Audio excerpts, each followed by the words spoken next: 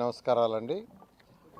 అమరావతి రాజధాని ఏదైతే ఈ యొక్క కృష్ణానది పక్కన డిసైడ్ చేయాలి 2014-19లో గౌరవనీయ ముఖ్యమంత్రి గారు నిర్ణయించడం, అప్పుడు ల్యాండ్ పుల్లింగ్ చేస్తామనే ఉద్దేశంతో ల్యాండ్ పుల్లింగ్ నోటిఫికేషను 2015 జనవరి 1 ఇచ్చాం.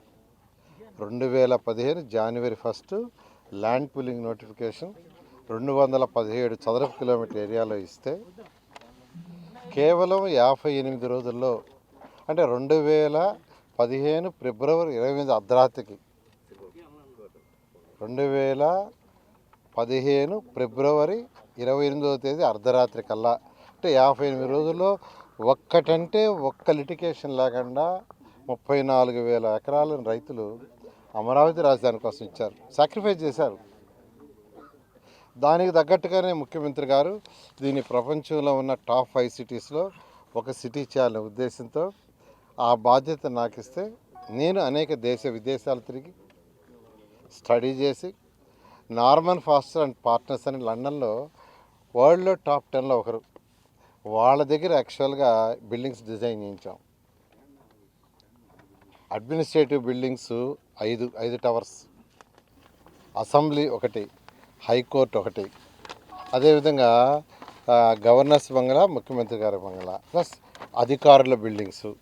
ఇప్పుడు అధికారుల బిల్డింగ్స్ తీసుకుంటే మొత్తం 4,053 అపార్ట్మెంట్లు, 4,053 అపార్ట్మెంట్స్. ఆల్మోస్ట్ అదైతే అంతా అయిపోయింది, 90%.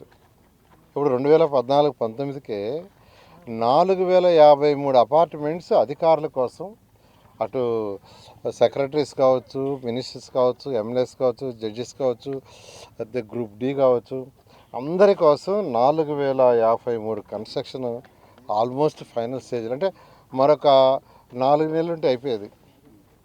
వాటిని గత ప్రభుత్వం మా మీద కక్ష సాధింపుతో ఆపేసింది. అంటే అది ప్రజాస్వామ్యం, కనీసం అది కంప్లీట్ చేసి ఆఫీసర్లకు ఇచ్చుంటే హ్యాపీగా ఉండేవాళ్ళు. అది ప్రజలు కట్టిన ట్యాక్స్ ద్వారా వచ్చిందే. ప్రభుత్వ సొమ్ము అంటే ఎక్కడిది? ప్రభుత్వానికి సొమ్ము ఎక్కడ వస్తుంది? ప్రజలు ట్యాక్స్లు కట్టేది, ప్రజాస్వామ్యం. గత ప్రభుత్వం ఈ 4,053 అపార్ట్మెంట్స్ని అలాగనే వదిలేశారు.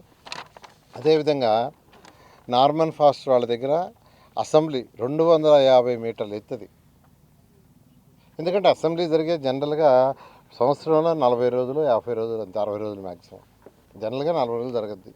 రిమైనింగ్ డేస్లో దాని ఒక టూరిజం ఇదిగా చేయాలనే ఉద్దేశంతో ముఖ్యమంత్రి గారు ఆ టవర్ని 250 అడుగుల ఎత్తులో, అంటే పైకి పోయి 250 మీటర్లు ఎత్తు పైకి పోయి ప్రజలు అక్కడి నుంచి సిటీ మొత్తం చూడొచ్చు, వ్యూ. అలాంటి డిజైన్ చేయించి దాన్ని యాక్చువల్గా వర్క్ స్టార్ట్ చేసి మొదలుపెట్టాం. అదేవిధంగా అడ్మినిస్ట్రేషన్కి అందరూ అధికారులు ఒకే దగ్గర ఉండాలా. మినిస్టర్ ఒక దగ్గర, సెక్రటరీ ఒక దగ్గర, తర్వాత హెచ్ఓడి ఒక దగ్గర, తర్వాత కమిషనర్ ఒక దగ్గర ఉంటే ప్రజలు అన్ని దగ్గర తిరగాలి. ఏదైనా పని ఉంటేని ముఖ్యమంత్రి గారు ఆలోచించి అందరినీ ఒకే ఫ్లోరు లేదా 2 ఫ్లోర్లు 3 ఫ్లోర్లో ఉండేటట్టుగా మంత్రి, సెక్రటరీ, వాళ్ళ యొక్క కమిషనర్, డైరెక్టర్స్ అండ్ వాళ్ళ స్టాఫ్ మొత్తం ఉండేటట్టుగా ఎక్సలెంట్గా 5 టవర్లు డిజైన్ చేశారు. ఒకటి వచ్చి జిఏడి టవర్ తీసుకుంటే అది 48 అంతస్తులు. 48 అంతస్తుల జిఏడి టవరు, అది 17.34 లక్షల చదరపు అడుగులు. అదేవిధంగా టవర్ 1, టవర్ 2 అవి 2 తీసుకుంటే ఒక్కొక్కటి 40 ఫ్లోర్లు, 28.41 లక్షల చదరపు అడుగులు.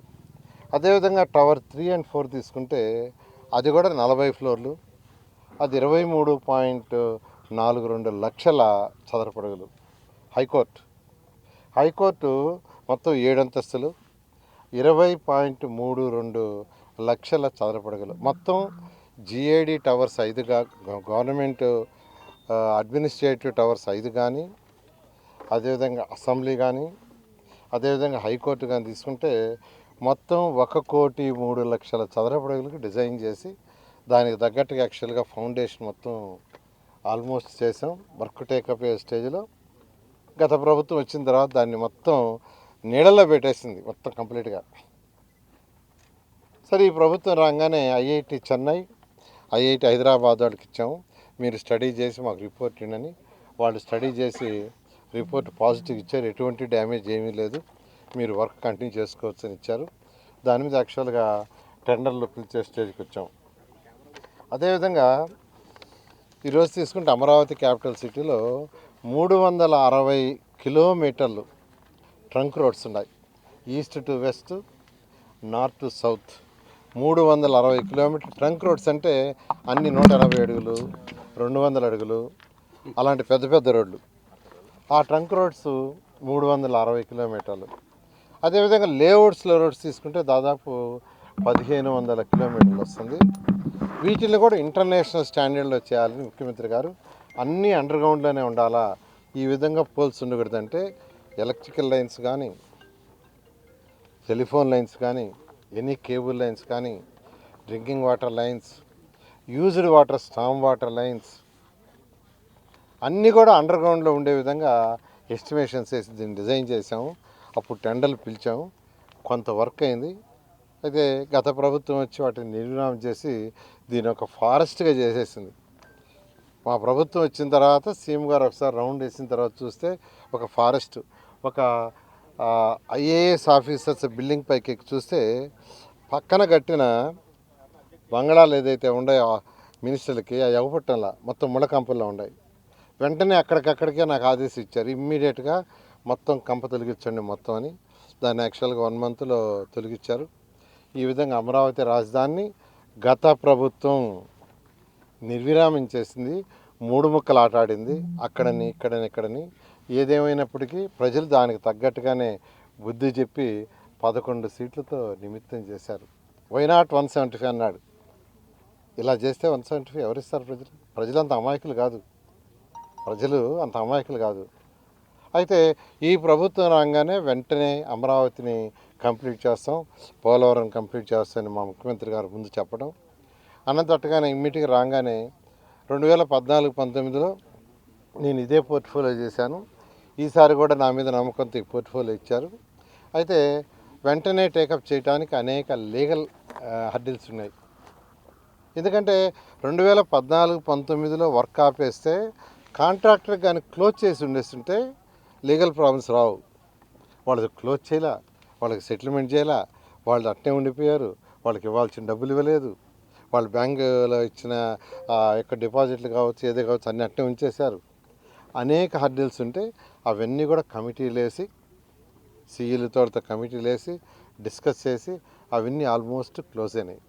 అదేవిధంగా కొన్ని అంటే రివర్స్ టెండరింగ్ అని ఇలా కొన్ని ఉంటే వాటిలన్నిటి కూడా అథారిటీలో డిస్కస్ చేసి, మళ్ళీ క్యాబినెట్లో డిస్కస్ చేసి, మళ్ళీ అసెంబ్లీలో కూడా డిస్కస్ చేసి, అసెంబ్లీలో కూడా అప్రూవ్ చేసి అన్ని legal issues almost all clear అయినాయి.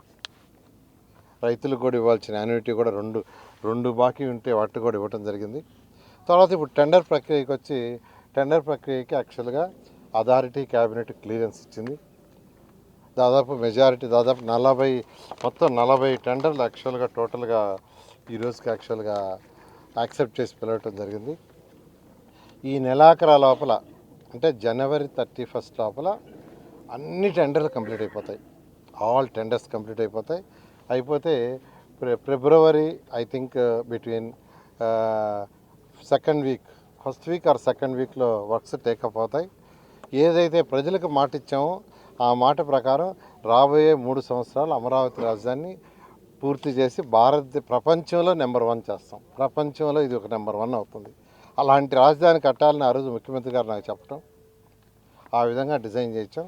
అయితే గత ప్రభుత్వం చేసిన అరాచక పాలనకి, అది అరాచక పాలనే, ఎవరిని ఎప్పుడు అరెస్ట్ చేస్తామా, తెల్లవారితే ఎవరు అరెస్ట్ అవ్వాలో తెలీదు, తెల్లవారి 4 గంటలకి 5 గంటలకి ఎవరింటి చుట్టూ పోలీసులు ఉంటారో, ఎవరిని ఎత్తుకుపోతారో తెలియదు. అలాంటి ప్రభుత్వం గత ప్రభుత్వం. దానివల్ల ప్రజలకంతా ఒక భయభ్రాంతి ఉంది. ఈరోజు ఈ ఎన్డీఏ ప్రభుత్వం వచ్చిన తర్వాత ప్రజలు ఎవరికి ఆ భయం లేదు, అసలు ఆలోచన లేదు. ఎందుకంటే మా ముఖ్యమంత్రి గారు ఒకటే అంటారు, రాష్ట్రం డెవలప్ కావాలంటే ఇండస్ట్రీస్ రావాలా, ఇండస్ట్రీస్ వస్తే యువతకు ఉద్యోగాలు వస్తాయి, యువత భవిష్యత్తు ఉంటుంది. ఇండస్ట్రీస్ రావాలంటే ఆర్డర్ చక్కగా ఉండాలి. ఏ దేశంలో అయితే లా అండ్ ఆర్డర్ ఇబ్బంది లేకుండా చక్కగా ఉంటుందో అక్కడికే ఇండస్ట్రీస్ వస్తాయి. గత ప్రభుత్వంలో ఎందుకు ఇండస్ట్రీస్ రాలేదంటే లా అండ్ ఆర్డర్ సరిగా లేదు. ఎవరిని ఎప్పుడు అరెస్ట్ చేస్తారో తెలీదు, ఏ ఇండస్ట్రీ అతను అరెస్ట్ చేస్తారో తెలీదు, ఏ ఎమ్మెల్యేని అరెస్ట్ చేస్తారో తెలీదు, ఏ ఆఫీసర్ని అరెస్ట్ చేస్తారో తెలీదు. అందువల్ల ఉన్న ఇండస్ట్రీస్ కూడా కొనిపోయినాయి. అయితే ఈరోజు దాదాపు ఈ వచ్చిన 7 నెలల్లో దాదాపు 4 లక్షల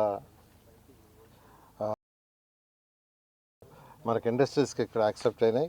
ముఖ్యమంత్రి గారు వారి యొక్క కుమారుడు యాక్చువల్గా ఈరోజు లోకేష్ గారు యువ నాయకుడు యాక్చువల్గా ఐటీ అండ్ ఎడ్యుకేషన్ మినిస్టర్ కూడా దావోస్ పోవటం, అక్కడ అనేక మందితో సంప్రదించి డిస్కస్ చేశారు. త్వరలో వాళ్ళ దగ్గర నుంచి వాళ్ళ ద్వారా కూడా అనేక ఇండస్ట్రీస్ రాబోతున్నాయి. ఈ విధంగా ఈ యొక్క రాష్ట్ర ఆర్థిక పరిస్థితి తీసుకుంటే మొత్తం నాశనం అయిపోయింది. అసలు ఆర్థిక వ్యవస్థ ఎలా రన్ చేయాలా అనేది గత ప్రభుత్వానికి తెలియదు. ఏ ఫండ్స్ ఎక్కడ పడుతున్నారో తెలియదు. కేంద్ర ప్రభుత్వం 2019 ఫిబ్రవరి నేను మినిస్టర్ ఏషియన్ ఇన్ఫ్రాస్ట్రక్చర్ ఇన్వెస్ట్మెంట్ బ్యాంక్కి 5,350 కోట్లు తెస్తే వాళ్ళు ఫస్ట్ ఇన్స్టాల్మెంట్ ఇస్తే మ్యాచింగ్ ఫండ్ 30% ఇవ్వకుండా అది మురిగిపోయింది. మళ్ళీ మేము వచ్చిన తర్వాత మళ్ళా కేంద్రానికి ముఖ్యమంత్రి గారు రిక్వెస్ట్ చేస్తే దాన్ని ఇచ్చి 4 సంవత్సరాల్లో పూర్తి చేసుకోమన్నారు. 15th ఫైనాన్స్ దానికి మ్యాచింగ్ ఉండదు. మరిన్ని వీడియోస్ కోసం ఛానల్ ని సబ్స్క్రైబ్ చేయండి. లేటెస్ట్ అప్డేట్స్ కోసం వాట్సాప్ ఛానల్ ని ఫాలో అవ్వండి. ఆ లింక్ డిస్క్రిప్షన్ లో ఉంది.